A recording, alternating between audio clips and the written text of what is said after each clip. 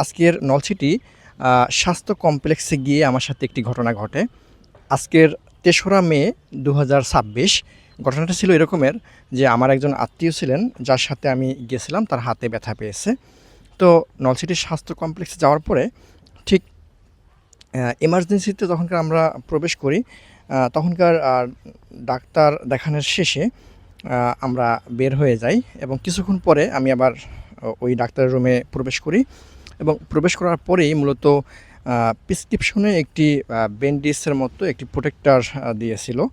ওটাকে ব্যান্ডেজ বলা যাবে না, কিন্তু হাতের আঙ্গুলে যাতে সেফটি রাখার জন্য এইটা দেওয়া হয়েছিল। কিন্তু ওইটা আমি এই ডাক্তারের কাছে জিজ্ঞাসা করতে গেলাম যে আসলে সেই প্রোটেক্টরের বিষয়টা কি প্রেসক্রিপশনে রাইট করা হয়েছে কিনা বা লেখা হয়েছে কিনা।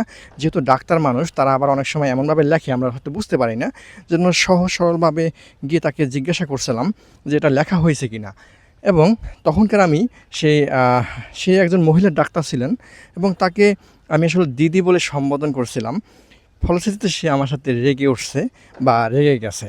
আসলে মূলত এখানে কি আসলে আমার অনেক বড় ভুল হয়েছিল যে আমি একজন সাধারণ মানুষ হিসাবে তাকে দিদি বলে সম্বোধন করেছি।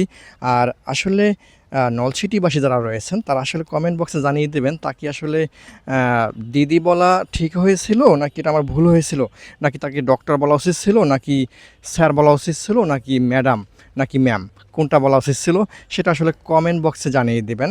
ওকে, ধন্যবাদ। আমি ইউটিউবার নয়ন তালুকদার, চ্যানেল অবি সাউন্ড।